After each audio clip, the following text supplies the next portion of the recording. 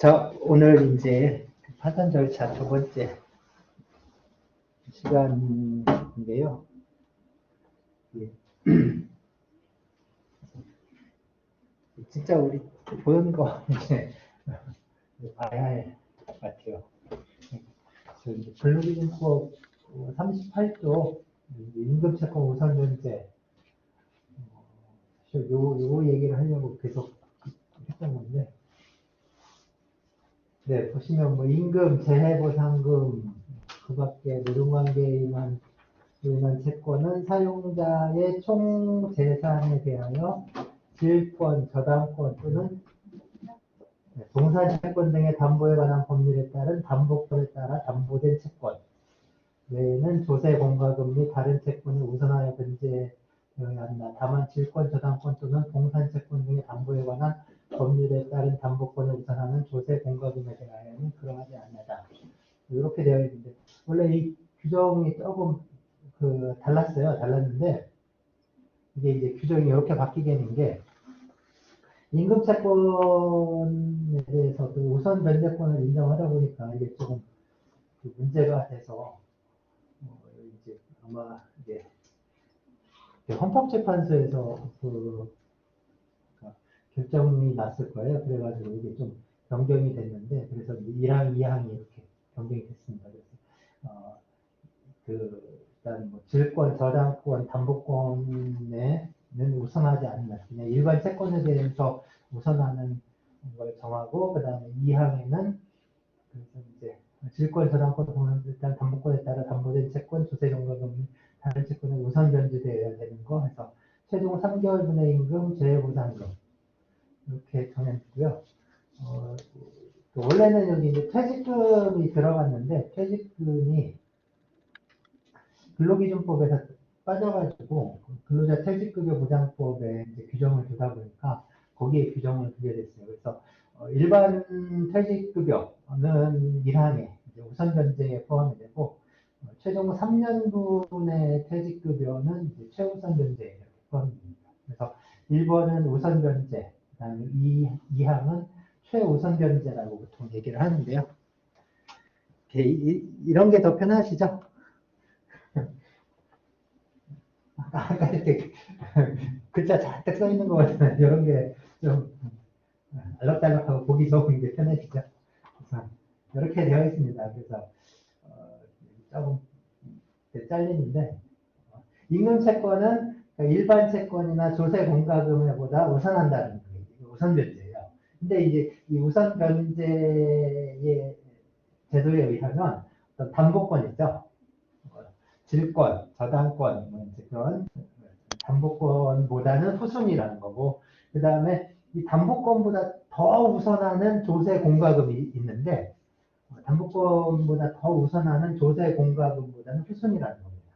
그래서 가운데 이제 있는 이 임금채권, 이제 여기 있는 거, 여기 있는 게 이제 일반 채권보다 우선하기 때문에 이걸 임금채권의 우선 변제라고 하고요. 그 다음에 맨 앞에 2항에 있었던 것처럼 최종 3개월분의 임금, 재해보상금, 최종 3년치 퇴직급여는 담보권보다도 더 우선한다는 거죠. 저거는 이제 무조건 제일 먼저 주라는 거죠. 그러니까 저거는 이제 최우선 변제라고 보통 얘기를 해요.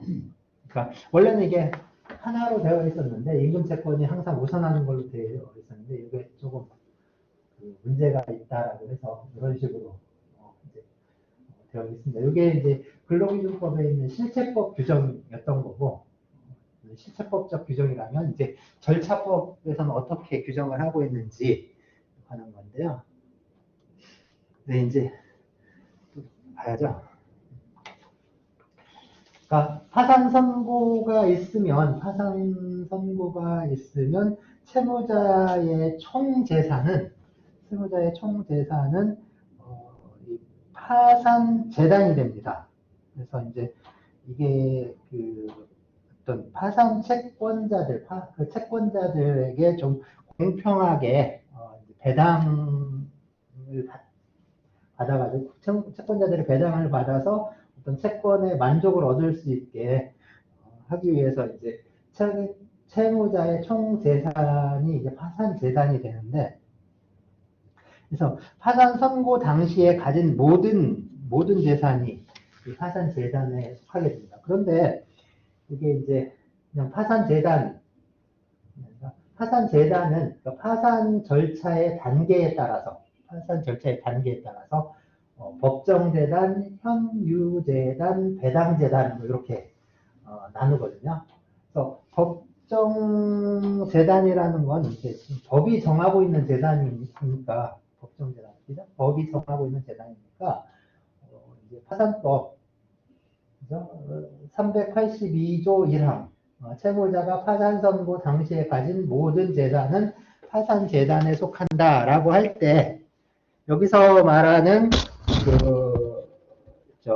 파산 선고 당시에 가진 모든 재산 이게 바로 이제 법정 재산이 돼요. 그러니까 법이 정하고 있는 거고 이제 법이 정하고 이제 객관적으로 이제 범위가 정해진 그거를 이제 법정 재단이라고 합니다. 통상 이제 파산 재단 하면은 그 규정된 거 보면 법률에 규정된 거는 주로 이제 법정 재단을 의미하는 경우가 대부분이죠.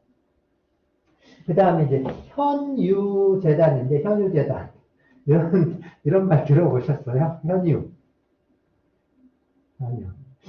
말을 참 잘 만들어요. 현유. 현유. 현유.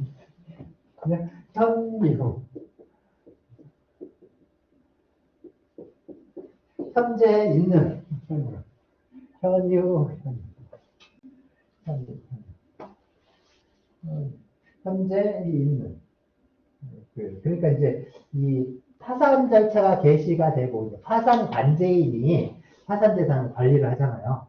그래서 파산 관제인이 점유하고 관리하는 그 재산, 그거를 이제 현유 재단이라고 한답니다. 그러니까 다른 말로는 그 현실 재단, 이게 더 와닿는 것 같아요. 실제 재단, 이렇게 현실 재단, 실제 재단. 그래서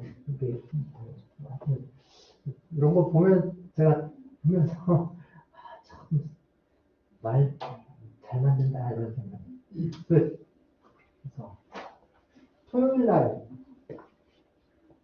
우리 처형이 대전에서 저기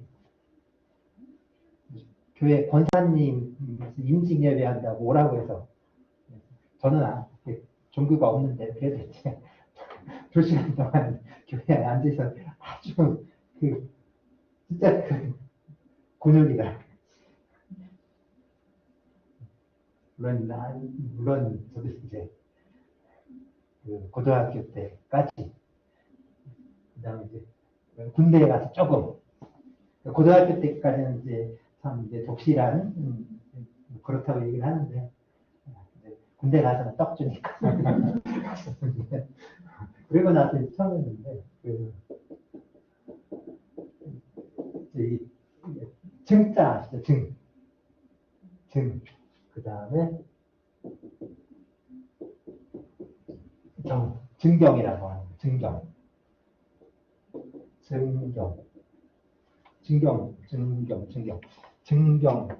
네. 그러니까 이렇게 팜플렛에 증경 총회장, 증경 노회장 이렇게 써 있더라고요. 증경. 이게 한글로 썼어요. 한글로 증경 노회장. 처음에는 이렇게 중경인 줄 알았어요. 중경. 그래서 중경이라는 노회 이제 교회에 이제 교파들 보면은 이렇게 천주교는 교구라고 하잖아요. 교구 뭐 이렇게 지역별로 나눠 있는데 개신교는 노회라고 이렇게 나눠지는데 무슨 노회 이렇게 하는데 그래서 그런 노회가 있구나 해서 중경인데 중경노회라는 게 있구나라고 생각을 했는데 자세히 보니까 그 노회장이 많아요. 아니 무슨 하나 노회인데 노회장 하는 사람들이 이렇게 많을까? 그래서 자세히 보니까 중경이 아니라 증경이다. 증경. 이게 우리 아주 옛날 아주 이제 한문 쓰던 때 쓰던 말이거든요. 증경. 근데 이게 부사예요.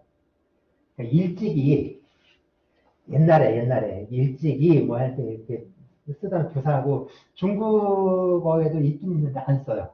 잘.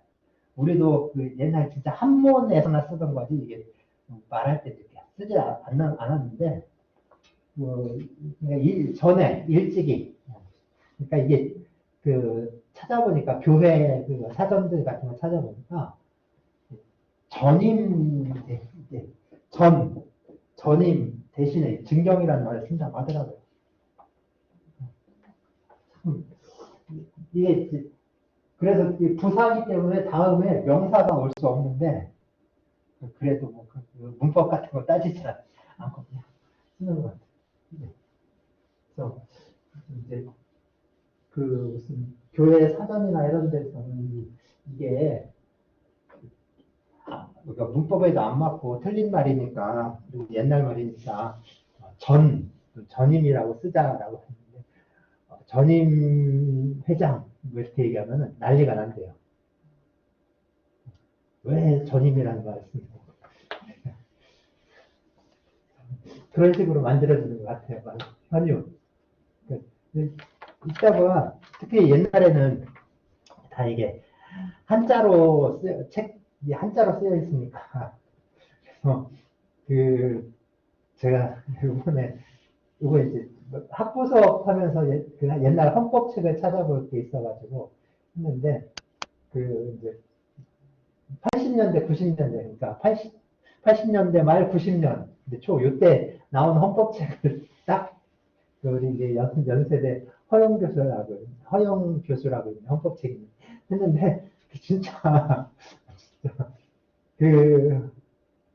토시 말고 다 한자예요. 다 한자예요. 읽는데 오래 걸리더라고요. 눈도 안 좋은데. 그래서 그래서 한자어를 그래서 요즘 근데 이제 그렇게 안 쓰고 다 한글로 쓰다 보니까 무슨 말인가 참 이상한 이게 뭘 말하는 건지 모르는 저기들도 좀 있고 말을 만들어 써서 그런가 좀 그렇습니다. 어쨌든 현실재산 뭐 이게 더 낫지 않을까라는 생각도 들어요. 네, 그 다음에 이제 배당재산인데, 배당재산은 실제로 이제 채권자들에게 이제, 배당할 수 있는, 채권자들에게 배당을 해줄 수 있는 그 재산, 그거를 이제 배당재단이라고 이렇게, 합니다. 그러니까 이제, 실질적으로 마지막에 이제, 파산재산은 이제 배당재산의 형태로 이제 이렇게 배당이 되겠죠. 그 다음에 파산재단의 법주체성을 인정할 것인가. 그러니까 파산재단 자체가 하나의 법인격이 있느냐, 뭐 이 문제인데요. 이건 또 파산관제인의 법적인 지위가 무엇인가 라는 문제랑 또 관련이 있습니다. 밀접한 관련이 있는데, 이제 파산재단은 하나의 법인으로 이해를 하는 견해가 있고, 그걸 또 부정하는 견해가 있어요. 그래서 파산재단을 하나의 어떤 법인으로 인정하는 견해. 이 경우에는 그러면은 파산재단이 하나의 어떤 법인이 되는 거죠. 단체가 되고, 그리고 파산관제인은 그 재단의 대표자가 되는 겁니다. 그런 형태로 이제 파산재단이 이게 이제 법인이 되고, 그 다음에 파산관제인이 이 재단의 대표기구가 되는 거죠. 대표기관, 대표자가 되는 그런 형태인 거고요. 그 다음에 이걸 부정하는 견해는 뭐냐면 파산 관제인이 법인격이 있는 겁니다. 파산 관제인이 이걸 관리하는 사람으로서 파산 관제인이 하나의 이격이 있는 거고, 그리고 파산 재단은 뭐냐면 이 파산 관제인에게 귀속된 그냥 재산의 집합이라는 거죠. 재산의 집합.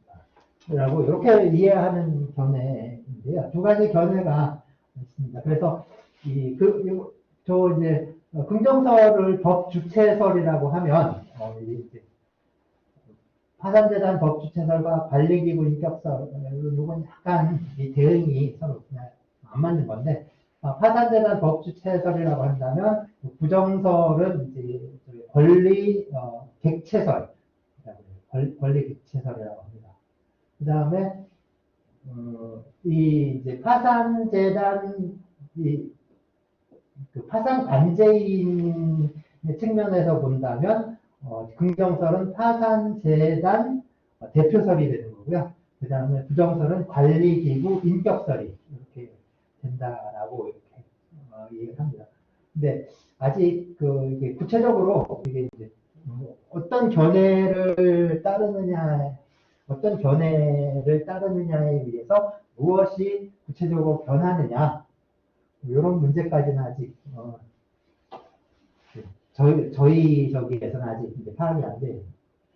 이제 전체적인 이론적인 어떤 흐름이라든가 구성책이라든가 체계적인 문제에서는 저런 이제 견해들이 차이를 보일 수 있을지 모르겠는데, 이제 이 기업도산의 임금채권 문제를 다루고 있는 저희들이 볼 때는 두 개가 과연 무슨 차이가 있을까? 이런 의문이 들기도 하죠. 어쨌든 이제 구체적으로 이제 보면요, 요 이제 재산이 그럼 어떤 재산이어야 하느냐라는 건데, 파산 재단에 들어가는 재산이 어떤 재산인가인데, 일단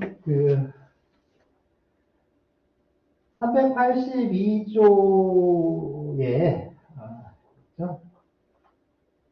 그래서 파산 선고 당시에 가진 모든 재산이 바로 이제 그 파산 재단에 들어가는 건데요. 그래서 제2항이라고 되어 있는데 다른 2항입니다. 1항. 앞에 이제 앞쪽에 보시면은 채무자가 파산 선고 당시에 가진 모든 재산, 이게 바로 이제 파산 재단에 들어가는 건데, 그러니까 모든 재산이니까 먼저 재산이어야 돼요. 채무자의 재산이어야 돼요. 채무자의 재산. 재산은 우리가 이제 적극재산, 소극재산 이렇게 나누잖아요. 적극재산, 소극재산 나누는데, 그러니까 적극재산은 이제 플러스적인 거고, 소극재산은 마이너스, 갚아야 될 빚이니까. 파산했는데 파산 재단에서 빚까지 떠안는 건 그렇죠.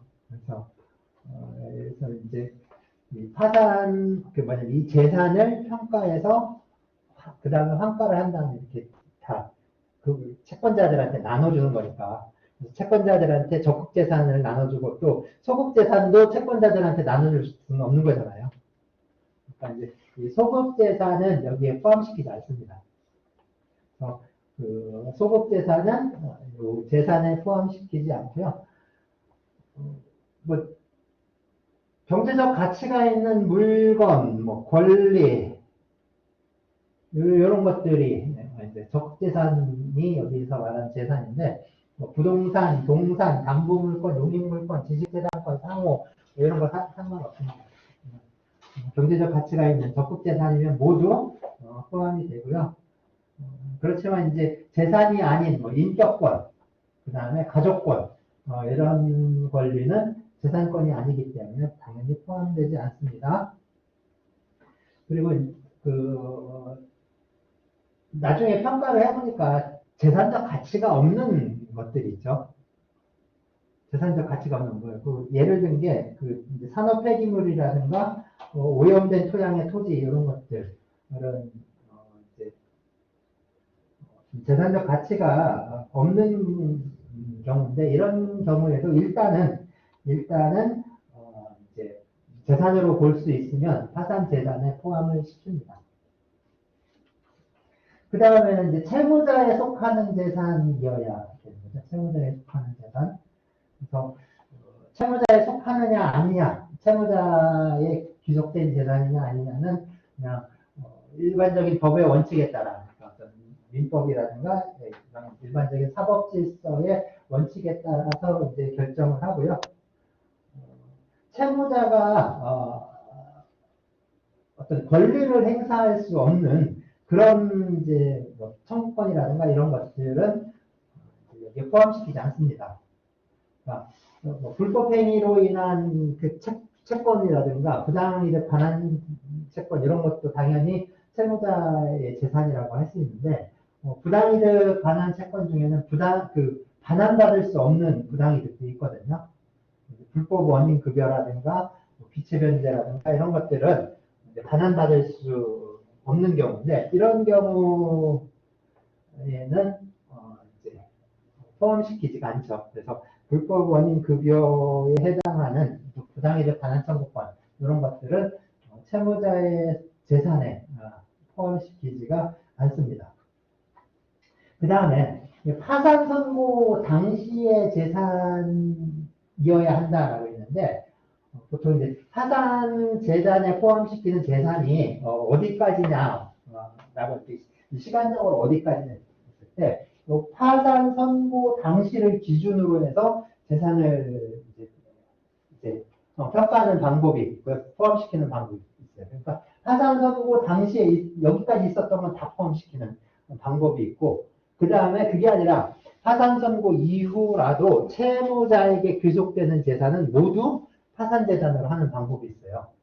그래서 앞에 있는 거 파산 선고 당시에 하는 거는 딱 정해져 있는 거죠. 그래서 이거를 이제 고정주의라고 하고요. 이후에도 계속해서 발생하는 이런 재산들 있죠. 이것까지 순차적으로 다 포함시키는 건 계속 늘려가는 거니까 이거는 팽창주의라고 합니다. 그래서 고정주의에 따를 것이냐 팽창주의에 따를 것이냐 이거는 이제 입법자들이 법을 만드는 사람들이 결정할 사항인데 우리 파산법에서는 지금 고정주의를 채택한 겁니다. 그래서 파산 선고 당시의 재산이니까 고정주의를 채택해서 파산 선고 당시를 기준으로 하고요. 파산 선고 당시에 어떤 채권이 발생하는 그 원인은 채권이 발생하는 원인은 이게 이제 파산 선고 전에 있었어요. 전에 있었는데 이 채권이 좀 구체화되는 건 그 이후라면 그러니까 이제 파산 선고 당시에 채권의 발생 원인은 있지만 어떤 채권이 좀 구체화되지 않은 그러니까 이제 나중에 받을 수 있는 거죠. 장래의 청구권 이런 것도 당연히 이것도 포함시킵니다. 예를 들어서 이제 그런 경우 있잖아요. 그러니까 불법행위 채권, 불법행위로 인한 손해배상 청구권. 그러니까 이제 파산 선고 이전에 어떤 가해자의 불법행위로 채무자가 피해를 입은 거예요. 그러니까 불법행위 청구할 수 있는 손해배상 청구권이 발생을 했어요. 근데 이게 그 불법행위가 있었고 그로 인해서 피해를 입었다. 근데 그게 그렇잖아요. 그러니까 손해가 보통 이제 그 손해가 바로 그때 발생하기도 하지만 그때 발생한 손해로부터 계속해서 증가되기도 하죠. 하잖아요. 그러니까 이제 이 손해가 어떤 그 손해배상 채권이 발생할 때 어떤 채권의 액수는 고정되어 있는 게 아니죠. 나중에 이제 발생할 수 있잖아요. 위자료라든가 아니면 후유증이 발생하는 경우에는 그 나중에 자꾸 액수가 생기니까 그런 경우. 그러니까 이제 여기서 채권이 발생을 했지만 채권 액수는 이때 이제 확정이 되는 경우. 그래서 이런 경우까지 이제 포함을 시킨다는 거죠. 그러니까 발생 원인이 그러니까 그 파산 선고를 기준으로 그 이전에 발생을 하면 이것까지 다 포함을 시키는 것으로 이렇게 하고 있습니다. 그 마지막으로는 이 압류할 수 있는 재산이어야 돼요. 압류할 수 있는 재산. 그러니까 이제 파산 절차 자체가 그 민사 집행 민사 집행 절차에 속하거든요. 그래서 보통 이제 우리가 이제 강제 집행하는 거 있죠. 일반적인 채권에 따라서 강제 집행하는 거는 이제 어떤 개별적으로 집행을 하잖아요. 어느 부동산이면 부동산, 아니면 동산이면 동산, 채권이면 채권, 권리면 권리 이런 식으로 그 특정 목적물에 대해서 강제 집행을 하는데 파산 절차는 그게 아니라 그냥 채무자의 모든 재산에 대해서 강제 집행을 하는 거거든요. 그래서 이걸 포괄 집행이라고 합니다. 이처럼 포괄 집행이라고 하는데 포괄 집행을 하는 거기 때문에 당연히 민사 집행, 그러니까 일종의 민사 집행 절차니까 민사 집행법에 정하고 있는 압류할 수 없는 재산들이 있어요. 민사 집행법에 압류할 수 없는 재산은 당연히 이 파산 재단에서, 그러니까 파산 절차에서도 압류할 수가 없는 거죠. 그러니까 집행할 수가 없는 거죠. 집행할 수가 없는 거기 때문에 압류할 수 없는 뭐 물건이나 채권 이런 것들은 사실 의미가 없습니다. 그래서 그런 것들은 이 파산 재단에 포함시키지가 않아요. 그러니까 파산 재단에 이런 것들은 압류할 수 없는 재산은 파산 재단에 포함되지가 않으니까 그건 채무자가 자유롭게 관리하고 처분을 할 수가 있습니다. 그래서 그런 재산을요,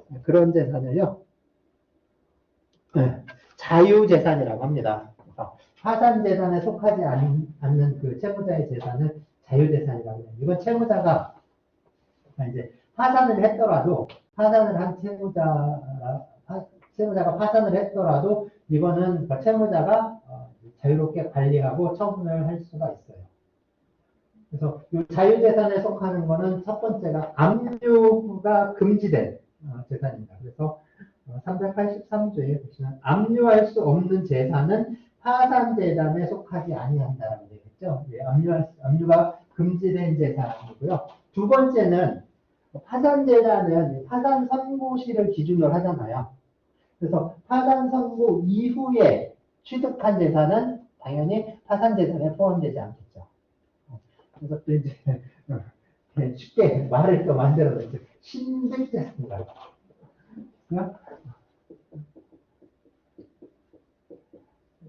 득자가 이렇게 쓰나요? 득자? 신득재산. 새로 얻은 재산. 신득재산. 네. 그 다음에 이제 법원이 면제 재산으로 인정하는 것들이 있거든요. 그래서 383조 2항 1호 2호에 있습니다.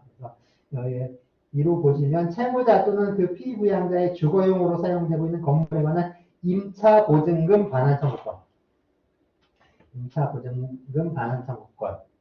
인데 이게 이제 주택임대차보호법 제8조 규정에 의하여 우선 변제 받을 수 있는 금액의 범위 안에서 대통령령이 정하는 금액을 초과하지 아니하는 부분.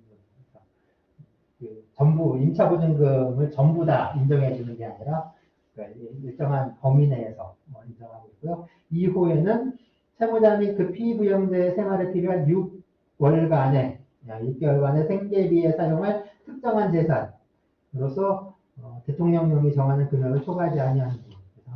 6달치 생활비 이런 것들이 이제 면제 재산으로 인정이 되고 있습니다. 그러면 압류가 금지된 재산은 민사집행법에 압류가 금지되는 물건과 압류가 이제 금지되는 채권이라고 이렇게 정하고 쭉 이제 구체적으로 정하고 있는데요. 이 압류가 이제 금지되는 물건 보시면은 채무자 및 그와 같이 사는 친족, 사실상 관계에 따른 친족을 포함한다. 뭐 이하 2조에서 채무자 등이라고 한다. 생활에 필요한 의복, 옷, 침구, 가구, 부엌기구, 그 밖의 생활 필수품, 채무자 등의 생활에 필요한 2달간의 식료품, 연료 및 조명재료, 그다음 1월간에 이제 한 달 동안의 생계비, 그 다음에 사후에는 이제 농업하는데 농기구, 비료, 가축, 사료, 종자, 그 밖에 이에 준하는 물건, 그 다음에 이제 종사자는 고기잡이 도구, 어망, 미끼, 새끼고기, 그 밖에 뭐 이에 준하는 거. 그 다음에 전문직 종사자, 기술자, 농무자 등 이 사람들은 제복, 도구, 그 밖에 이에 준하는 거. 채무자 또는 그 친족이 받은 훈장, 포장, 기장, 그 밖에 이에 준하는 명예증표. 훈장과 포장이 저기죠, 그 상흔법에 의해서 받는. 훈장이 좀 높은 거고 포장은 그 다음. 기장은 기념장, 기장. 훈장, 포장, 기장. 그 다음에 위패, 영정, 묘비. 이게 압류에서 어디다 써요? 다른 돌아가신 분, 저기, 그죠? 상례, 제사 또는 예배에 필요한 물건.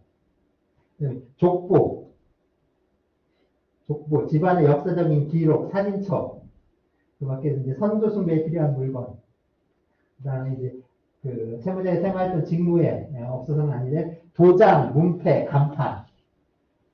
그 다음에 일기장, 상업장부, 공표되지 아니한 저작, 발명에 관한 거, 물건. 그 다음에 채무자 등의 학교, 교회, 사찰, 교육기관, 종교단체 뭐 이런 데서 사용하는 교과서, 교리서, 학습용기구 그 밖에 이에 준하는 거.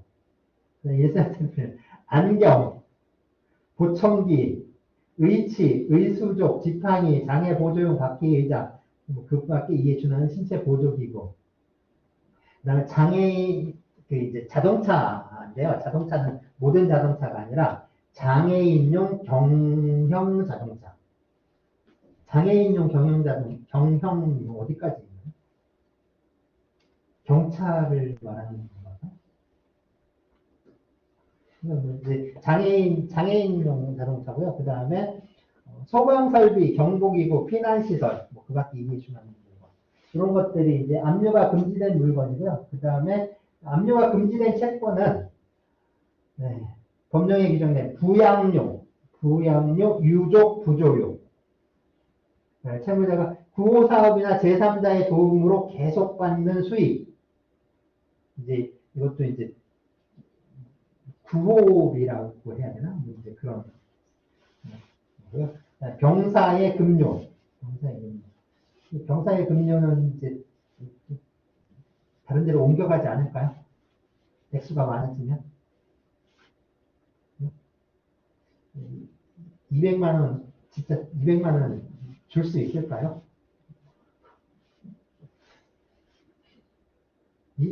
병사 급료가 병장 해서 200만 원 되면은 급식비 떼고 그러지 않아요? 급식비, 책임비 이런 거 다 뗄 것 같은데 이제 국민연금 떼고 세금 떼고 그런 저기를 할 것 같아요. 이게 제 생각에 그게 꼭 많다고 좋은 게 아닌데. 그 다음에 이제 사후에 급료, 연금, 공급, 상여금, 퇴직연금, 그 밖에 이와 비슷한 성질을 가진 급여 채권의 2분의 1에 해당하는 금액. 요겁니다, 요거. 임금 채권 압류가 금지된 50%, 원칙적으로 50%가 금지된다라고 하잖아요. 요게 이제 그 관련 규정이에요. 그런데 이게 그 뒤에 단서가 이제 붙게 된 게, 그전에는 무조건 50%였거든요. 무조건 이제 절반 50%였는데, 이게 최저임금도 못 받는 사람도 50% 자르고, 진짜 저기 아주 정말, 연봉이 아니라, 월급이 한 1억 되는 사람도 반밖에 못 받고, 그러면 이게 좀, 그렇잖아요. 이게 어떤 부익부, 빈익빈 현상이 아주 심해질 수 있는. 그러니까 아주 많이 받는 사람은, 이제 반을 압류해서 가져가더라도 나머지 반 갖고도 충분한 게 아니라 그러니까 채권자가 약이 오르는 거죠.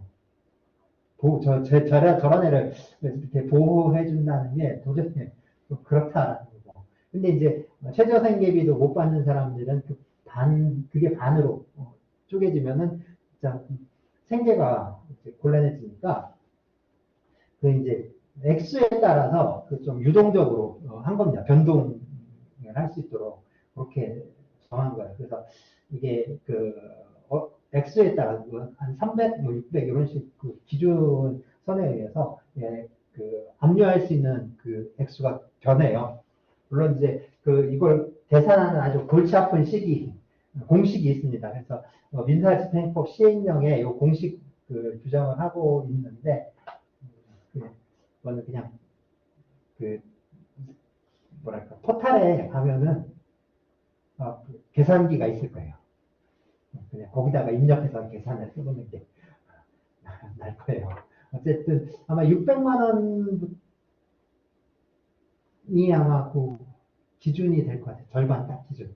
그래가지고 아마 300 이하는 해서 145만 원인가?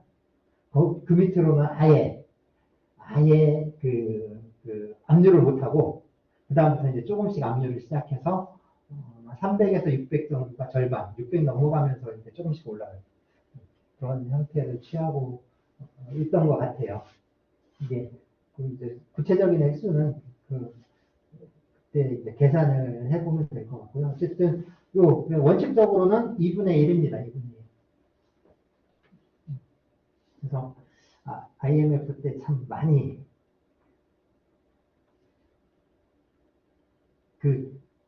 그냥 부도난 사람도 많지만 보증 섰다가 임금 월급 계속 반씩 떼이는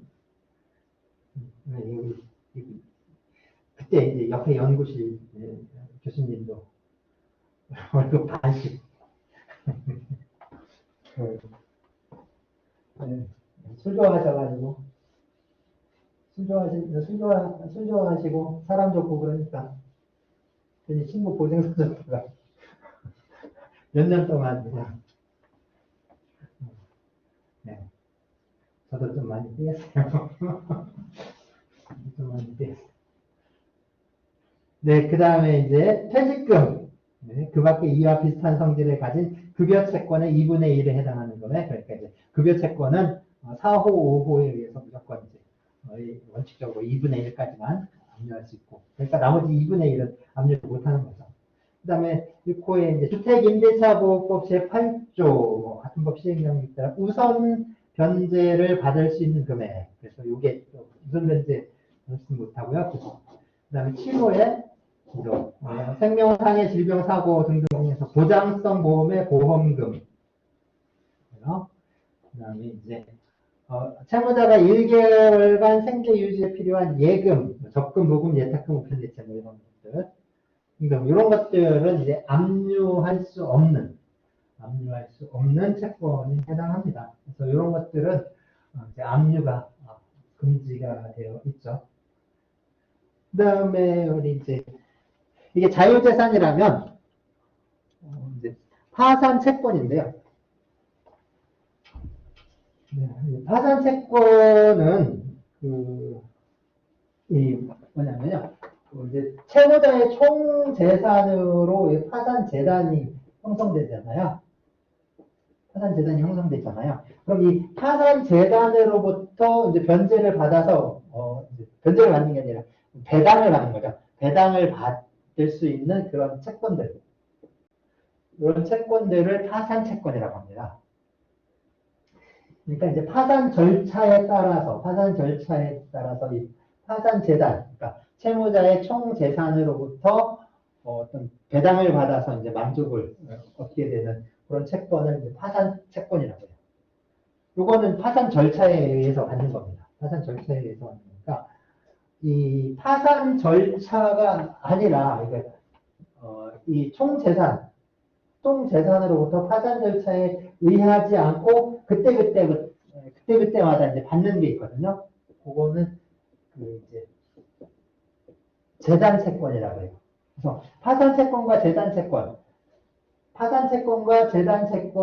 총 재산으로부터 변제를 받아요. 총 재산으로부터 변제를 받는데 이 파산 채권은 파산 절차에 의해서 받는 거고 재단 채권은 파산 절차에 의하지 않고 그때마다 받는 게 이제 재단 채권입니다. 그래서 이 파산 채권을 먼저 보면 파산 채권이 되기 위해서는 이 423조에 규정되어 있는 그 요건을 좀 충족을 해야 되는데 423조에 채무자에 대하여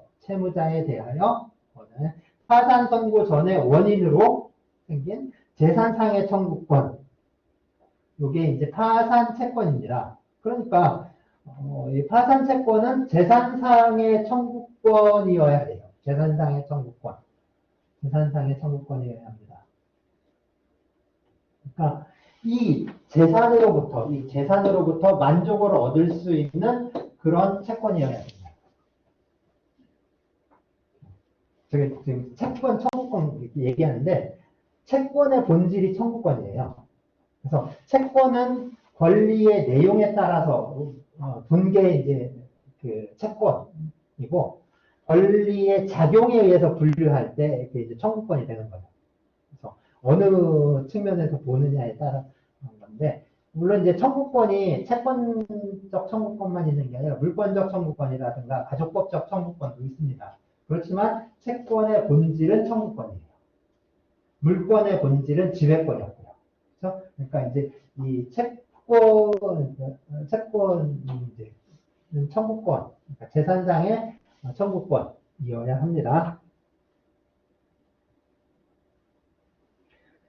재산상의 청구권인데 더군다나 금전 배당에 그러니까 돈으로 배당을 받아서 만족을 얻을 수 있는 그런 성질의 청구권이어야 되는데 그렇다고 해서 이게 채권이 꼭 금전 채권일 필요는 없어요. 우리 채권 얘기할 때 그러니까 특정물 채권, 종류 채권, 금전 채권, 선택 채권 이런 분류가 있었잖아요. 특정물 채권, 종류 채권, 선택 채권, 이자 채권, 금전 채권 이런 저희가 있었는데 여기서 그러니까 금전 배당을 받는다고 했지만 꼭 금전 채권이어야 되는 것은 아니라는 거죠. 금전 채권이 아니어도 상관없습니다. 다만 금전적으로 평가될 수 있으면 돼요. 금전적으로 평가가 될 수 있으면 됩니다. 예를 들어서 이 채권이 그런 경우 있잖아요. 그러니까 이제 어떤 특정물에 대해서 매매 계약을 체결한 거예요. 매매 계약을 체결하고 그 사람이 매수인으로서 어떤 매매 대금을 지급을 했는데 파산 선고가 났어요. 이 사람은 지금 갖고 있는 채권은 뭐냐면 자기가 매수하기로 한 그 물건의 어떤 소유권을 이전받을 수 있는 채권이죠. 권리죠. 매매 계약을 했다면 매수인이 갖는 채권은 매도인으로부터 그 물건의 점유를 그 물건을 받을 수 있는 권리죠. 물건을 받을 수 있는 권리인데 지금 이제 파산 선고가 났으면 물건을 받을 수 있을지 없을지는 모릅니다. 왜냐하면 이 사람이 갖고 있는 채권은 지금 파산 채권으로 들어가고 결국에는 이 하나의 어떤 그 자기 계약의 목적물이 됐던 요거를 특정 재산에 대해서 자기가 이제 만족을 얻을 수가 없거든요. 다른 채권자들하고 똑같이 이 채무자의 총 재산에서 이제 분배를 받는 거예요. 배당을 받는 거거든요. 그 비율에 따라서.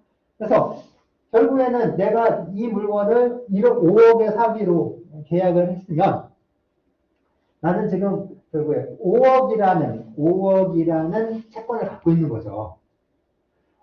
그렇지만 내가 5억을 다 받을 수 있는 것도 아니고 5억짜리 그 물건을 받을 수 있는 것도 아니에요.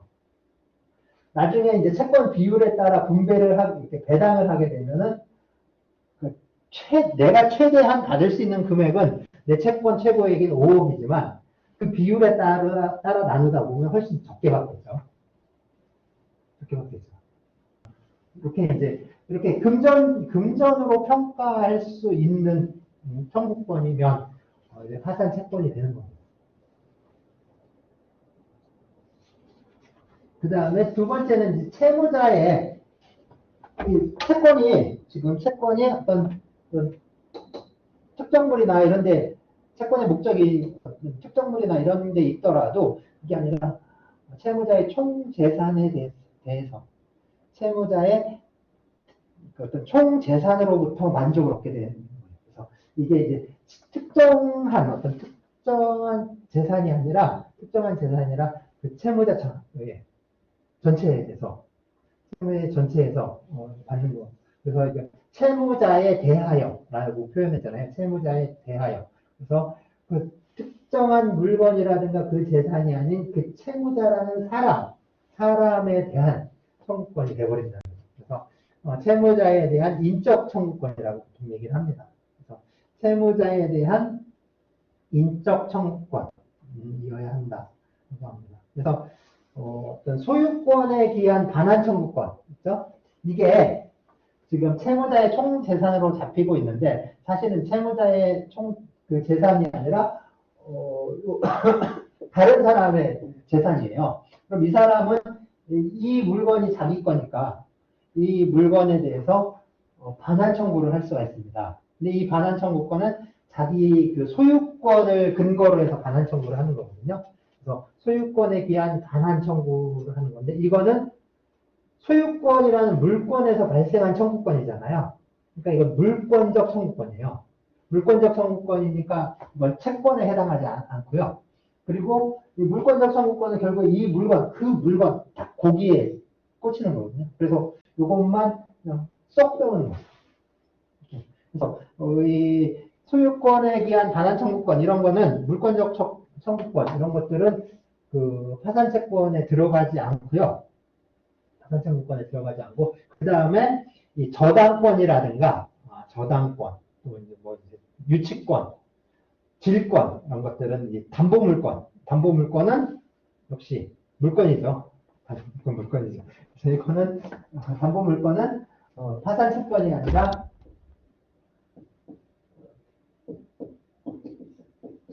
결제권이라는 거예요. 결제권. 예, 맨 뒤에 나와요. 결제권. 그래서 이제 결제권이 됩니다. 그 다음에 세 번째는 집행할 수 있는 청구권. 집행할 수 있는 청구권이에요. 그러니까 당연히 그러니까 그 파산 절차 자체가 이제 집행 절차라고 했으니까 강제 집행을 할 수가 있어야 됩니다. 강제 집행을 할 수가 있습니다. 그러니까 집행할 수가 없는 그러니까 강제 집행을 통해서 어떤 실현 가능성이 없는 그런 거는 파산 채권이 되진 않아요. 파산 채권이 되지 않아요. 통상 강제 집행을 하려면요. 강제 집행을 하기 이제 압류라든가 이런 거 하려면 그 강제 집행을 할 수 있는 그 권한이 있어야 돼요. 집행 권한이 있어야 합니다. 집행 권한이 있어요. 집행 권한이 있고, 그러니까 확정 판결이나 이런 것들, 판결의 확정을 받으면 판결 그 정본 주거든요. 판결 정본 딱 한 부. 판결 정본 딱 한 부밖에 안 줘요. 그 이제 그 출력 이렇게 요새 이제 이렇게 전자소송에서 받으면은 출력 딱 한 번 하면은 그다음부터 이제 안 나와요. 판결 정본. 그다음에 이제 그리고 이제 판결 정본을 잃어버렸으면 그러니까 등본을 떼서 첨부를 하는데 판결 정본. 그게 있어야지 이게 집행권은 이렇게 생기거든요. 그래서 이 집행권원에 의해서 강제 집행을 할 수가 있습니다. 강제 집행을 할 수 있는데 그러니까 우리가 이제 집행할 수 있는 청구권이어야 한다라는 얘기, 집행할 수 있는 청구권이어야 한다라는 얘기는 이 집행 권한까지 있어야 한다라는 얘기는 아닌 거죠. 왜냐하면 파산 절차는 그러니까 파산 절차 내에 채권을 조사하고 또 확정하는 절차가 따로 정해져 있기 때문에 이제 그 집행할 수 있는 청구권이어야 한다라는 요건은 그 집행 권한까지 있어야 한다라는 말은 아닙니다. 그래서 그냥 이 조사 확정을 통해서 파산 채권, 어떤 채권이 있다라는 사실이 확정된다면 되는 거죠. 그리고 마지막에 이제 우리 이제 고정주의라고 했잖아요. 그래서 파산 선고 전에 그 원인으로 해서 생긴 그런 청구권들. 그러니까 파산 선고 당시에 파산 선고 그 당시에 있었던 채권이어야 한다는 거죠.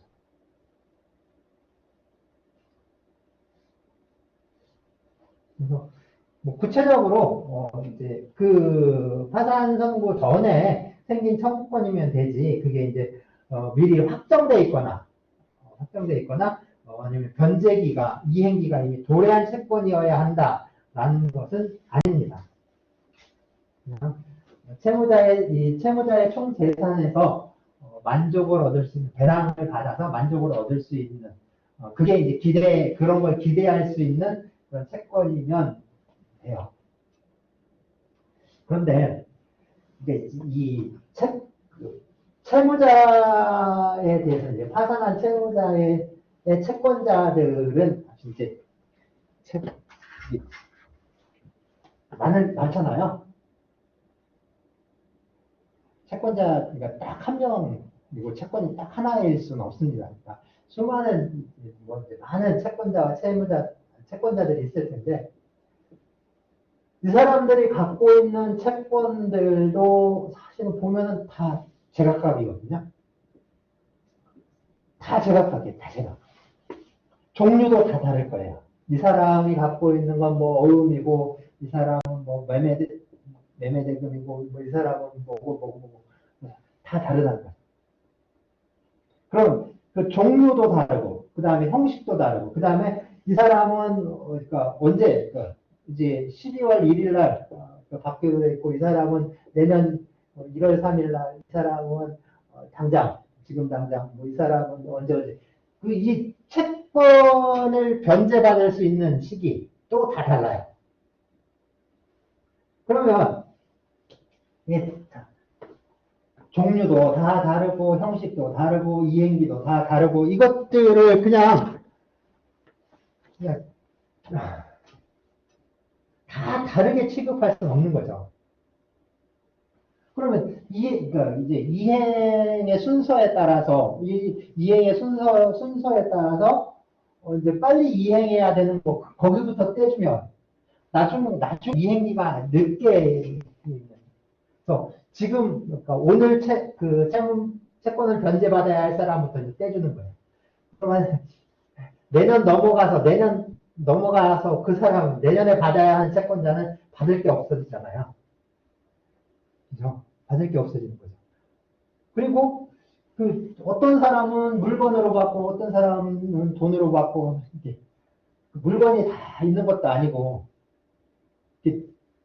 줄 수 없는 경우도 생기는 거잖아요. 그러니까 이런 경우에 이 채권자들은 평등이 원칙이라고 했으니까 그럼 평등의 원칙을 지키면서 또 공평하게 그리고 빨리 신속하게 이렇게 또 이제 배당을 해줄 필요가 나눠줄 필요가 있는 겁니다. 채권을 만족시켜줄 필요가 있는 거죠. 그래서 뭐냐면은 언제 이게 이행기가 채권의 이행기가 언제냐 변제기가 언제냐 이걸 따지지 않아요. 그냥 전부 그냥 통일시켜 버립니다. 하나의 획일적으로 딱 그냥 이 채권 구체적으로 넌 언제고 넌 언제고 하는데 다 필요 없어. 파산 채권에 속하는 거 다 그냥 같은 날. 전부 같은 날. 자, 다음 주 월요일에 전부 오세요. 다음 주 월요일 날 배당합니다. 그럼 지금 받아야 하는 사람도 다음 주 월요일 날 와서 받아야 되고, 내년에 받아야 하는 사람도 다음 주 월요일 날 와서 받아야 되죠. 다 이렇게 그냥 이렇게 그냥 획일적으로 그냥 정해버리고 그때 이제 줘버리는 거예요. 이거를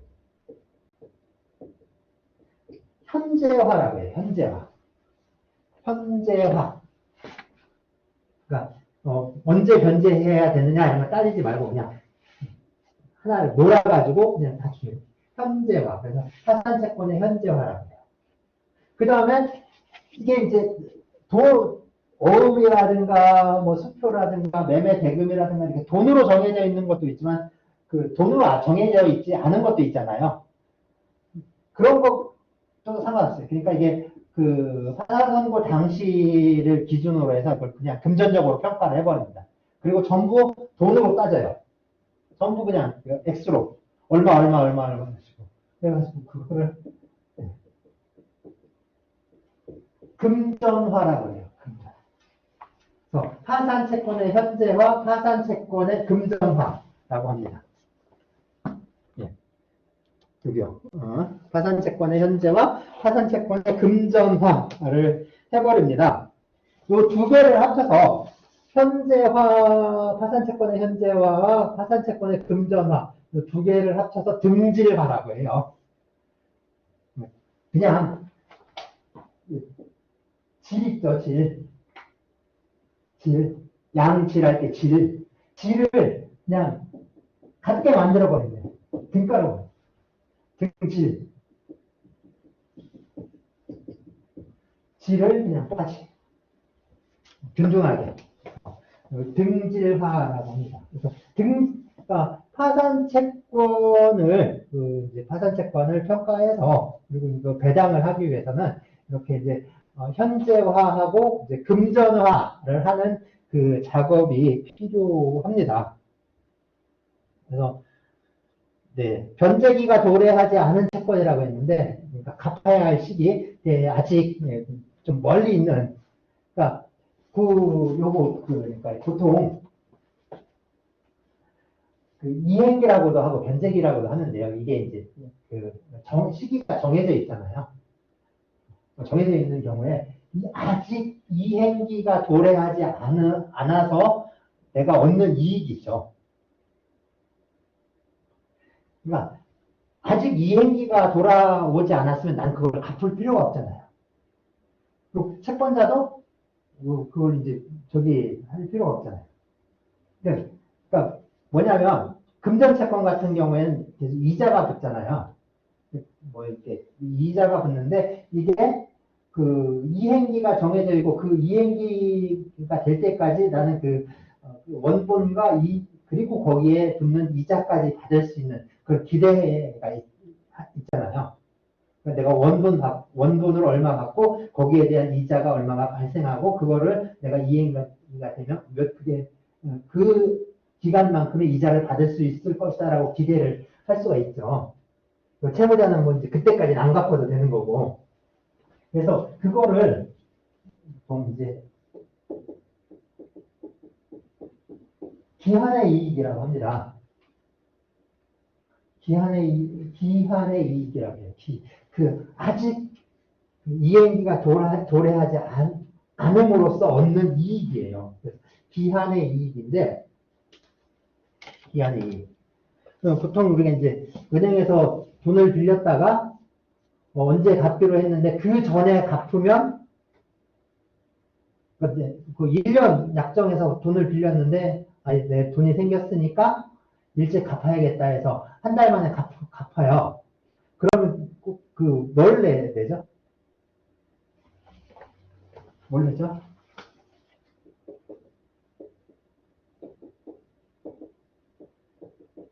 이거 달라고 하지 않나요? 중도상환 수수료? 중도상환 수수료를 달라고 하잖아요. 중도상환 수수료가 뭐냐면 그러니까 수수료라는 명칭이 붙었는데 은행은 그거예요. 아직 변제기가 도래하지 않았는데 얘가 먼저 미리 채무를 이행하면 이제 이거를 잃어버리는 거예요. 기한의 이익이 사라지는 거죠. 나는 이행기까지의 어떤 이자를 받을 수 있었는데 얘가 일찍 갚으니까 그걸 못 받게 되잖아요. 그래서 기한의 이익을 상실하게 됩니다. 그리고 기한의 이익을 상실하게 됐으니까 그 상실에 대한 손해배상을 해주는 거예요. 상실한 게 그 손해가 발생하잖아요. 기한의 이익을 상실하면서 발생한 손해에 대한 어떤 배상의 성격이 바로 중도상환 수수료예요. 그래서 이제 저기 이렇게 하는 겁니다. 그런데 파산 채권의 경우에는 상당히 중요한 거거든요. 근데 이거 싹 무시하는 거지. 그리고 필요 없어요. 무조건 하루에 몰아서 받을 사람 다 몰아서 다 와서 받아야 돼. 이렇게 얘기를 하는 거죠. 그러니까 이게 사실은 그 채권자든 채무자든 그리고 파산 관제인이든 어떤 이게 그냥 뭐냐면 이행기라든가 아니면 채권의 종류라든가 형식에 따라서 각 제각각 변제를 했을 때 발생할 수 있는 채권자들의 불만족, 불이익 이런 것들이 발생할 수 있고, 또 하나는 어떤 파산 관제인이 파산 절차를 파산 관리를 하면서 굉장히 장기화될 수가 있습니다. 굉장히 오랫동안 이렇게 절차가 그러니까 실제로 파산 절차는 좀 이런 건 빨리빨리 진행을 해주는 게 좋잖아요. 빨리 집행을 하고 배당하고 파산 다 끝내고 그리고 이제 해산하는 그리고 이제 개인 채무자라면 뭐 이제 면책시키고 복권시키는 뭐 그런 절차에 다음 절차에 빨리 들어가야 되는데 이게 굉장히 길어지면은 이제 좀 채무자나 채권자도 다 힘들고 파산 관제인도 좀 일이 많아지니까 그 비용도 증가하고 그렇죠. 그러니까 이제 그런 면에서 좀 빨리빨리 신속하게 처리하기 위해서 이제 현재화라든가 또 금전화라는 이게 이제 이게 요구되는 거라고 할 수가 있습니다. 그래서 금전화 같은 경우는요, 이미 돈으로 정해져 있는, 이제 금액이 확정되어 있는 채권 있죠? 금액이 확정되어 있는 금전 채권. 확정 금전 채권은 금전화 할 필요가 없습니다. 평가할 필요가 없어요. 그 액수 그대로. 이게, 근데 이제, 채권의 목적이 금전이 아닌 경우, 돈을 목적으로 하는 채권이 아니었거나, 아니면 금전 채권인데 액수가 정해지지 않은 경우, 그리고 외국 통화로 정한 경우도 있어요. 달러를 기준으로 거래하는 그런 경우도 있을 수 있잖아요. 그런 경우에는 우리 돈으로 평가를 해야 되죠. 그래서 그게 이제 평가하는 것을 이걸 금전화라고 하는데, 그래서 금전화에서 그 액수를 확정을 하고 그 확정된 액수에 따라서 배당을 하게 됩니다.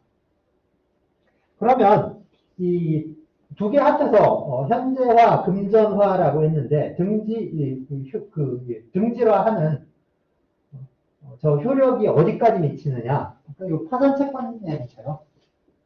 파산 채권에 미칩니다. 그러니까 파산한 채무자와 채권자에게 여기 파산 재단 여기에 효력이 미치는 거예요. 그래서 이 채무자의 바깥에 있는 뭐 이제 제3자라고 할 수 있는 그죠? 어떤 보증인, 그러니까 이 파산 절차에 밖에 있는 어떤 보증인이라든가 연대 채무자, 뭐 물상 보증인 이런 사람들에게는 미치지 않아요. 근데 이 보증인들, 특히 우리 이제 연대채무나 보증채무, 연대보증은 보증인들, 그러니까 이 채무자의 보증인도, 그러니까 이거는 이제 개별 채권에 대한 보증이잖아요. 물론 이제 지금 연대보증이 특징이 뭐냐면 계속적 보증이고 포괄적 보증 형태를 많이 취합니다. 그래서 이게 무서운 거거든요. 이미 정해져 있는 액수 그거 하나에 대해서 보증하는 건 좀 그렇죠. 그냥 내가 안 되면 집하라 그것만 딱 갚아주면 끝나는 거니까. 근데 진짜 이게 저당이라든가 보증이라든가 이런 담보가 무서운 게 이 근보증, 근저당 근보증의 형태를 취해요. 액수가 정해져 있질 않아요. 이 사람이 앞으로 이 사람에게 앞으로 발생하는 모든 채권 관계를 보증하거나 담보하는 그런 형태. 그리고 그게 이제 굉장히 언제까지 기기도 좀 정해져 있지 않고 계속적으로 정해져. 그러니까 이제 내가 얼마를 책임져야 되는지 이제 모르는 경우가 생깁니다. 내가 지금은 1,000만 원의 빚을 졌어요. 근데 내일 2천만 원 더 빌릴 수 있고, 내년에는 1억을 빌릴 수도 있어요. 그러니까 내가 보증해야 하는 그 금액의 액수가 계속 커지는 거죠. 그래서 이제 무서운데, 어쨌든 이 보증인은 지금 이 파산 관계에 있어서 어떤 파산 채권자와 그리고 이 채무자와 그 어떤 파산 채권자 사이의 그 채권 관계를 보증하는 거라고. 그죠? 그래서 이 채권 관계를 보증을 하고 있다라고 하면 이 보증인은 그 채권 관계에 대해서만 책임이 있는 거죠. 이 사람들 전체에 대해서 책임이 있는 건 아니잖아요. 그러니까 이 어떤 현재화를 한다거나 금전화를 하는데 이 보증인, 보증채무는 이거는 포함되지 않습니다. 이거는 다른 거예요. 그러니까 이 채권자는 여기에서 배당을 받아서 만족하는 부분도 있지만 이 보증인을 상대로 청구할 수도 있는 거죠. 그래서 이 보증인을 상대로 청구할 수 있는 거는 이 파산 절차에 밖에 있는 거고, 이거는 이 채무를 이행하는 시기에 그때가 되어야 그 이행을 청구할 수 있어요. 그래서 등기라의 효력이 이렇게 파산 절차 밖에 있는 보증인이라든가 연대채무자라든가 물상보증인, 그러니까 물상보증인은 물건을 갖고서 보증을 하는 거거든요. 물건으로 보증하는 그 사람들의 경우에는 여기 이제 이 효력이 미치지 않습니다. 등기일화의 효력이 미치지를 않게 돼요. 그러니까 이 사람들에 대해서는 원래 정했던 그런 기한이라든가 또는 채권의 형태라든가 그다음에 채권의 액수 이런 걸 기초로 해서 채권을 행사하게 됩니다.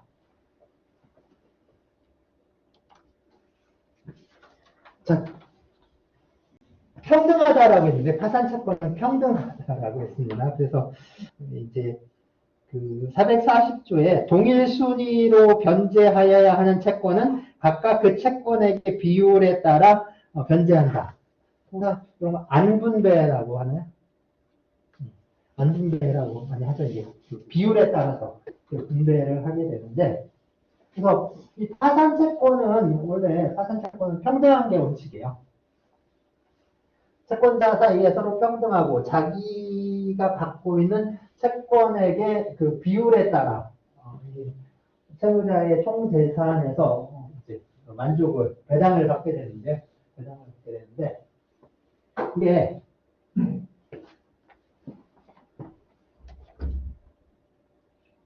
꼭 그렇지만 않고요.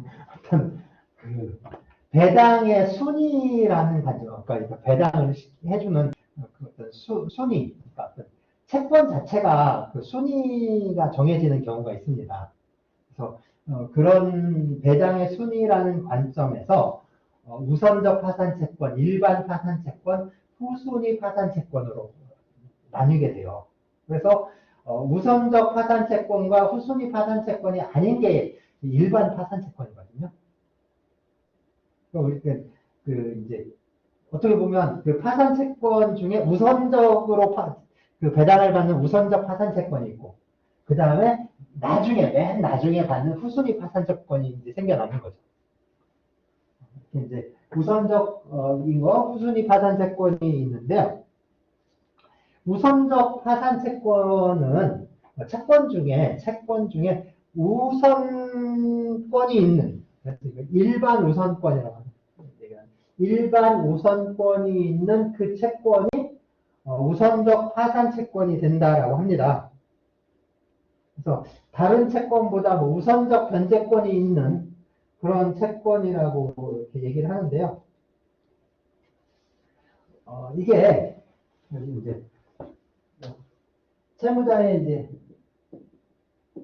특정 재산이 아니라 총 재산이죠. 근데 이제 그 우선권, 보통 이제 우선권이 그러니까 질권이나 저당권에 의해서 담보되는 채권 같은 경우에는 채권보다 우선권이 있거든요. 그렇지만 그거는 그 채무자의 총 재산이 아니라 어떤 질권이나 저당권의 목적이 됐던 그런 그 물건이나 권리, 어떤 특정한 그거를 기초로 해서 발생을 해요. 그래서 그런 것들은 별채권이라고 하는 거거든요. 그러니까 특정한 물건으로부터 만족을 얻을 수 있는 그런 별채권이라고 하고, 지금 파산채권은 이런 특정한 재산이 아니라 총 재산에 대해서 전부에 대해서 갖게 돼요. 그래서 여기 중에 어떤 민법이나 상법이나 어떤 특별법에 의해서 우선 변제가 인정되는 채권이 있대요. 정확하게 그게 이제 어느 건지 실무적으로 그냥 어떤 것들인지는 아직 자세히 이제 파악은 잘 안 되는데, 어쨌든 그 우선권이 있는 채권이 있다고 합니다. 그래서 우선권이 있는 채권은 배당을 먼저 받는데요. 그게 이제 우선적 채권, 파산 채권이라고 한답니다. 그래서 이제 먼저 받는 게 있대요. 먼저 받는 우선적 파산. 네, 정확하게 이제 어느 게 이제 우선적 파산 채권인지 그 교과서에도 설명이 안 돼 있더라고요. 저렇게만 설명을 하고. 네, 우선권이 어디, 이게 상법상 그 우선특권, 뭐 이런 것들을 얘기합니다. 상법상 우선특권 같은 경우는 주로 그 물권으로 이해하는 경우가 많아요. 이 경우, 어쨌든 저런 우선권이 있는 채권들이 있고, 그 다음에 일반 파산 채권이 있습니다. 그러니까 우선권이 있는 거나 아니면 후순위 파산 채권이 아닌 거. 그리고 실제로 파산법이 정하고 있는 거는 이 후순위 파산 채권입니다. 후순위 파산 채권에 대해서 쭉 정하고 있는데, 그래서 446조에 정하고 있죠. 그래서 후순위 파산 채권에서 다음 각호의 청구권은 다른 파산 채권보다 후순위 파산 채권으로 한다 해서 1호에서 7호까지 파산 선고 후의 이자, 파산 선고 후에 불이행으로 인한 손해배상액 및 위약금, 파산 절차 참가 비용, 벌금, 과료, 형사소송 비용, 추징금 및 과태료. 그래서 5호, 6호, 7호 있습니다. 이런 것들이 있어요. 이런 것들은 이제 후순위 채권이라는 거죠. 그래서 일반 파산 채권까지 일반 파산 채권이 모두 배당을 받은 다음에 그 다음에 이 이자라든가 손해배상 이건 그때 이제 배당을 받는다. 뭐 이제 이렇게 이제 정하고 있는 건데, 사실상 이게 이제 좀 채권의 성질에 따라서 좀 다르게 평가하는 거죠. 그래서 어느 건 먼저 하고 어느 건 나중에 하고, 그래서 다르게 평가하는 건데, 어떤 이제 실질적인 관점이죠. 실무적이고 실질적인 관점에서 보면, 실제로 보면은 이 채무자의 재산 있죠. 채무자의 총재산이라고 있지만 별채권 빼갑니다. 수시로 빼가요. 이거는 그 전체에서 빼가는 게 아니라 그 별채권의 목적이 됐던 그 담보 목적물이 됐던 거기에서부터 이제 빼가는 거예요. 만족을 얻어가요. 그 다음에 재산채권은 역시 총재산에서 변제를 받지만 재산채권은 그냥 받아가요. 그리고 여기 보면 우선적 파산채권이 먼저 받아가겠죠. 받아가요. 그리고 이제 일반 파산채권 가고, 그리고 나서 후순위 파산채권이 배당을 받는다라는 건데, 현실적으로 보면 파산 절차에서 일반 파산채권도 다 못 받습니다. 다 못 받아요. 그러니까 그 어느 저기 이제 부도난 저기 보면은 우리가 이제 그 물권자라고 보통 저당권자나 유치권자가 싹 받아가고 실제로 그러니까 이제 간단하게 뭐 이제 어떤 주택 뭐 임대차 보호법에 의해서 어떤 그 임차 보증금 반환받을 저기가 있다라고 하잖아요. 임차 보증금을 그러니까 우선적으로 변제받을 권리, 배당받을 권리라고 얘기하는데 실질적으로 저기 보면은 이게 그 임대차 보증금, 임차 보증금 같은 경우에 저기가 있어서 그래요. 우선 변제권이 있으니까 그러니까 다만 얼마라도 받는 건데 나머지 채권자들 보면 한 푼도 못 받습니다. 채권자들. 그러니까 저당권, 1순위 저당권, 2순위 저당권, 저당권이라든가 뭐 그 물건 담보 물건에 의해서 그 사람들이 싹 받아가고 나면 실제 남는 게 없다고요. 그러니까 얼마 안 되는 거 그거 겨우 쪼개는 정도인데 이게 이제 그 개별 집행도 그런데 포괄 집행의 경우에 마찬가지죠. 일반 파산 채권도 제대로 만족을 못 받습니다. 대부분 그 현실에서 보면. 그러면 후순위 파산 채권이라는 건 사실상 어떤 의미냐면 이건 그냥 배당해서 빼자라는 거예요. 이건 그냥 빼자. 이거는 그 해주지 말자. 주지 말자. 배당해서 제외하기 위해서 저기 규정한 게 어떤 실질적인 의미라고 할 수가 있는 거죠. 그래서 실질적인 의미는 이렇게 이 후순위 파산 사건 이런 것들은 그냥 청산을 해버리고 정리하고 청산을 해버려가지고 바로 어떤 면책 절차라든가 이런 면책 절차 그를 밟기 위한 측면에서 이걸 그냥 정리하는 의미로 맞다. 그러니까 사실상 포기해라. 그 규정은 446조 446조 규정은 그런 채권을 그냥 포기하세요라는 의미라고 이해하시면 될 빠를 것 같아요. 어쨌든 네, 못 봤습니다. 그 다음에 이제 약정 후순위 파산 채권이 있는데 이건 채무자와 채권자가 파산 절차에서 이제 좀 후순위로 하기로 약정을 한 그 채권입니다. 그 채권입니다. 그 다음에 우리 이제 재단 채권인데요. 재단 채권은 이제 파산 채권과 다르게 이제 이게 그러니까 파산 절차에 의하지 않고 수시로 변제받을 수 있는 그런 채권을 말해요. 재단 채권은 그래서 이제 어떤 그 채권의 성질이라든가 종류라든가 이런 걸로 특정할 수가 없고요. 그냥 모두 이제 그 법으로 정해져 있습니다. 법으로 정해져 있어요. 그리고 이거는 결국에 어떤 채권의 효력 면에서 좀 어떤 특징을 갖고 있는 그러니까 채권의 효력에 의해서 정의되는 개념이라고 할 수가 있죠. 재단 채권. 그래서 재단 채권은 아까 파산 관제인에 의해서 평가되고 어떤 배당받고 이런 거 상관없이 그냥 그때 시기가 되면 받아요. 시기가 되면 받아요. 재단 채권. 그러면 이 재단 채권의 채무자가 누구냐?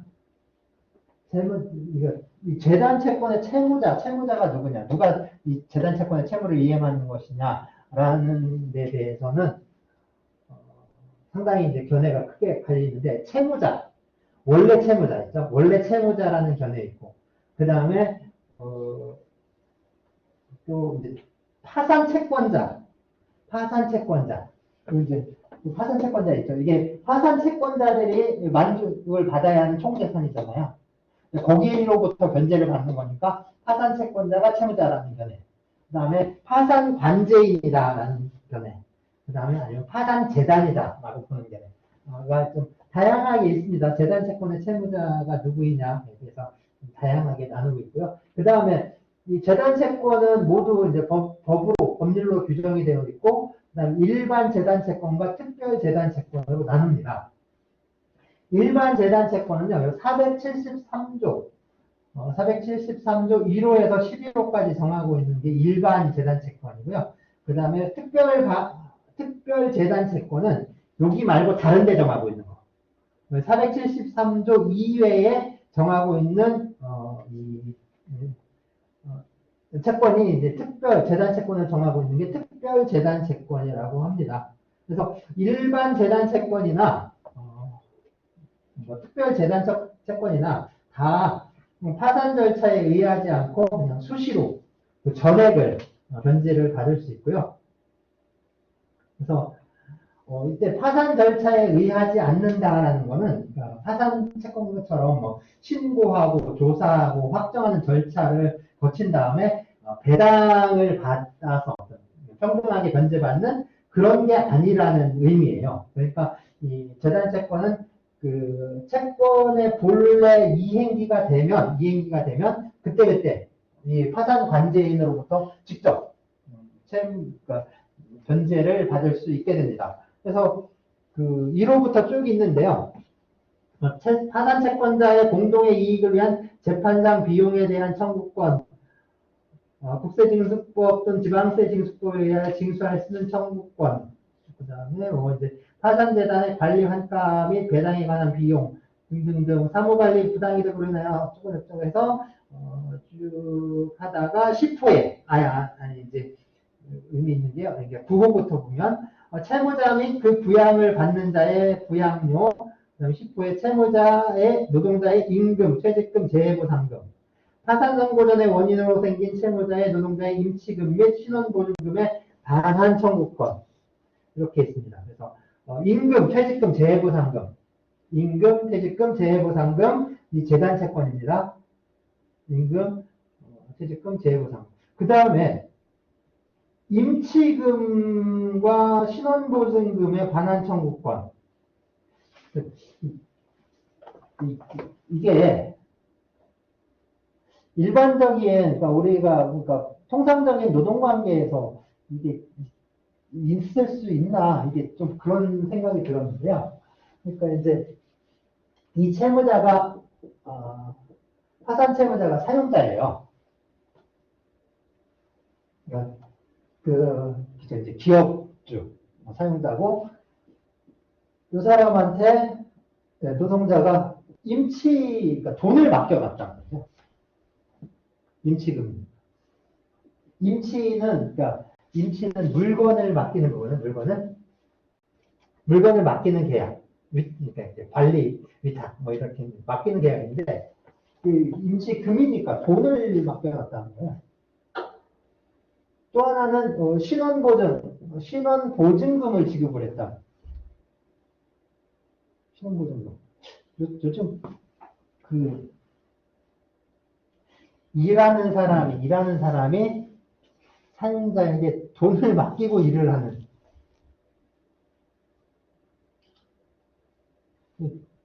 이게 그러니까 지금의 어떤 노동관계에서는 좀 이해하기 어려운, 이게 좀 뭔가 문제가 있는 그런 관계에서 저기 이제 섬에서 TV에 잘 나오는 그 있잖아요.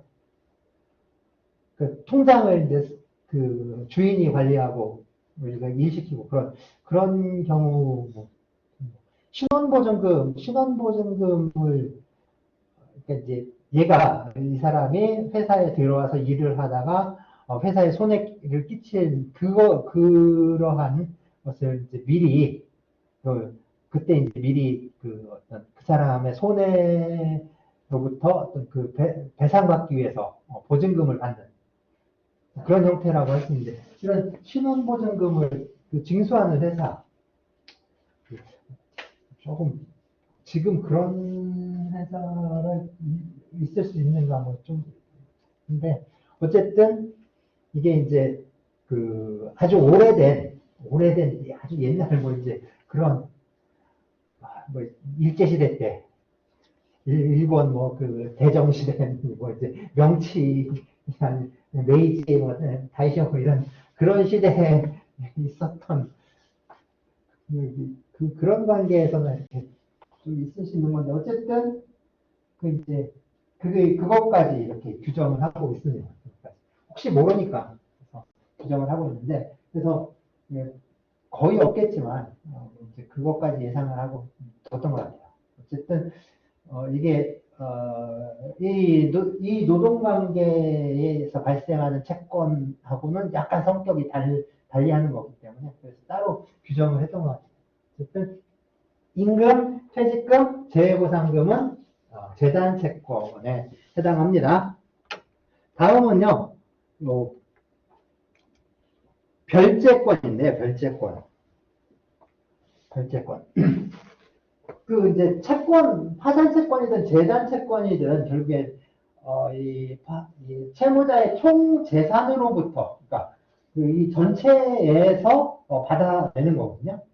전체에서 받는 건데, 이 담보물권이나 이런 저기들은 이 채무자의 총 재산이 아니라 그 목적이 됐던 그 특정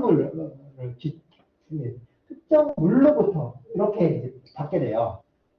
그러니까 예컨대 이제 저당권을 그 어떤 채무자의 어떤 그 주택이라든가 부동산에 저당권을 설정했던 그 저당권자는 자기 저당권을 실현시키면서 자기 저당권이 설정된 이 부동산을 통해서 돈을 그러니까 채권을 그러니까 이렇게 확보하는 거죠.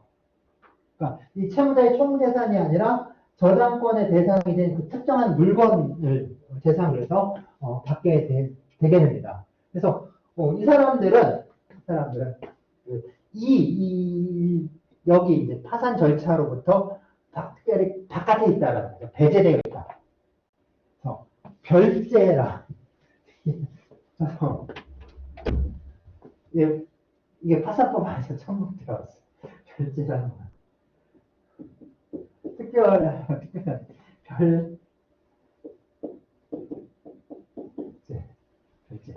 별제되어 있다는 거죠. 그래서 별제권이라고 한답니다.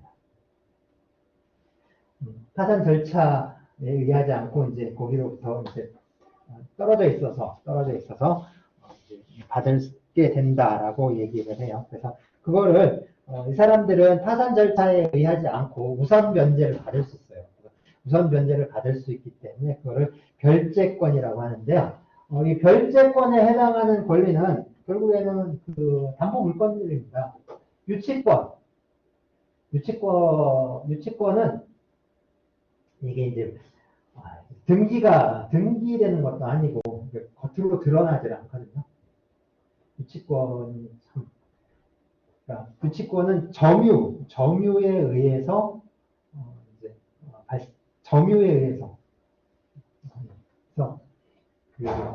그래서 건물 있으면 바깥에 크게 써붙여 놓잖아요. 유치권 행사 중. 못 보셨어요? 유치권 행사 중. 그래서 우리 막내딸이랑 우리 늦둥이 막내딸인데 같이 가는데 딱 보더니 아빠 저 유치원 왜 행사 중이야? 그러니까 이제 종이를 A4에다 이렇게 해가지고 붙여놨잖아요. 유치권 행사 중인데 멀리서 보니까 진짜 유치원 행사 중으로 보여요. 거기서 무슨 유치원 행사 중. 그래서 유치권은 이렇게 이제 공시를 해야 됩니다. 사람들이 알게 이렇게 해야지 유치권을 지킬 수가 있는. 그래서 그런 유치권, 질권은 이제 권리질권, 뭐 동산질권, 질권, 저당권, 그리고 담보권은 이제 긴 법률 명칭이 있었잖아요. 그런 거기에 의한 담보권, 그리고 전세권은 용익물권이지만 용익물권이 이제 지상권, 지역권, 전세권이 있었잖아요. 용익물권이지만 한편으로는 담보물권으로의 성격도 갖고 있어요. 그러니까 그 보증금 있죠. 이제 물건으로서의 전세권인데 보증금을 이제 담보하는, 그러니까 이제 물건으로 이제 담보하는 그런 담보적인 성격이 있습니다. 그래서 담보물권으로 가요. 그래서 유치권, 질권, 저당권, 담보권, 전세권은 이제 법률의 규정에 저당권이 꼭 민법상 저당권뿐만 아니라 상법상 저당권, 공장 저당권 다 포함이 되는 겁니다. 그래서 이 전형적인 물건이죠. 담보 물건들. 이 담보 물건들이 결제권을 갖고요. 그 다음에 문제가 되는 게 비전형 담보. 앞에 게 이제 전형 담보거든요. 전형적인 담보예요. 법률에 의해서 규정된 전형적인 담보. 그러니까 법률 규정이 있는 경우, 법률 규정이 그러니까 민법이나 상법에서 특히 이제 민법에서 이 미리 예상을 하고 규정을 한 것들이 이제 전형 담보라면 이게 우리가 이제 사회생활을 하다 보면 꼭 그 정해진 대로 살지만 않죠.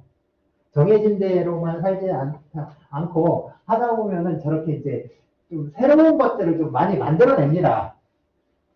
새로운 것들을 많이 만들어내는데 원래 가등기라는 건요. 가등기라는 거는 소유권 이전을 하기 전에 그러니까 이제 매도인과 매수인 사이에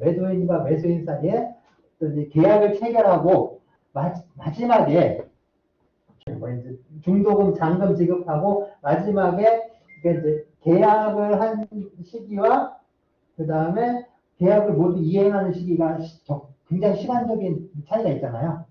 그래서 그 매매 계약을 이때 했다면 소유권이 이전되는 계약, 즉 등기에 필요한 등기 서류까지 교부한 이 단계까지는 상당히 시간적인 간격이 있어요. 그러니까 이 기간 동안에 매수인이 매도인을 강제하기 위해서 내가 나한테 집을 팔도록 그걸 강제 이 사람이 이제 다른 사람한테 이중매매할 수도 있으니까 그런 걸 막기 위해서 꼭 너는 이 계약을 지켜야 돼라는 것을 강제하기 위해서 하는 게 보통 가등기거든요. 소유권이 미리 가등기를 해놓습니다. 그러면 매도인이 다른 사람에게 팔더라도 이 사람은 가등기에 기한 본등기를 해버리면 그게 우선해야 합니다. 왜냐하면 매도인이 다른 사람에게 매도를 해버리고 이 사람이 소유권 이전 등기를 하더라도 가등기가 먼저 있잖아요. 그러니까 가등기가 우선하죠. 시간의 특권은 가등기가 우선하죠. 그래서 가등기를 본등기로 바꿔버리면 이 본등기를 한 그 날짜가 아니라 가등기를 한 날짜를 그게 기준이 돼요. 그러니까 그 제3자에게 매도한 이거는 무효인 등기가 되죠. 그래서 이건 말소가 됩니다. 가등기의 목적은 그건데, 이게 다른 데 쓰는 거예요. 집을 담보로 그 돈을 빌리면서, 집에 뭐 저당권 이런 거 하니까 그 집에 대해서 가등기를 해버립니다. 그리고 돈을 못 갚으면 가등기를 본등기로 실현해서 그걸 이제 실현합니다. 이제 가등기 담보, 그 다음에 양도 담보, 그 다음에 소유권 유보분 매매 이런 것들이 비전형 담보에 해당하는데 이 비전형 담보도 그러면은 시간이 굉장히 비전형 담보도 이 결제권의 대상이 되느냐 이건 논란이 좀 있습니다. 이게 결제권으로 볼 수 있을지 없을지 이런 것들이 좀 논란이 있는데 그래도 이것들은 대체로 보면은 결제권으로 인정이 많이 돼요. 비전형 담보도. 그리고 마지막으로 임차 보증금인데 이게 대항 요건과 합자를 갖춘 임차인의 보증금 반환 청구권이 있고요. 또 하나는 임금 채권인데 최종 3개월분의 임금 채권 뭐 이런 것들입니다. 이런 것들 역시 이거는 그 제415조와 그 다음에 제415조의 2 그래서 두 개의 규정에 의해서 결제권으로 인정됩니다. 결제권으로 인정되고 있습니다. 그러면 정리를 해보면 이렇게 되는 거죠. 아까 보신 그림에 이제 새롭게 그래서 이게 이제 임금 채권의 순위에서 일반 채권보다 임금 채권이 우선한다라고 했는데 이 일반 채권은 파산 채권이 되는 거고요. 그 다음에 임금 채권은 당연히 재단 채권입니다. 그래서 우선 변제를 받을 수 있는 임금, 퇴직금, 재해 보상금은 재단 채권으로서 이제 우선권이 인정이 되고요. 그 다음에 담보권보다 더 최우선하는 최종 3개월분의 임금과 재해보상금 그리고 최종 3년치의 퇴직금 요거는 결제권이 되는 거죠. 결제권으로서 이제 변제를 받게 되는. 그래서 이런 구조로 되어 있습니다. 네, 오늘은 허겁지겁 좀 했겠는데 네, 여기까지 하고요. 다음 주에 뵙도록 하겠습니다. 네, 수고하셨습니다.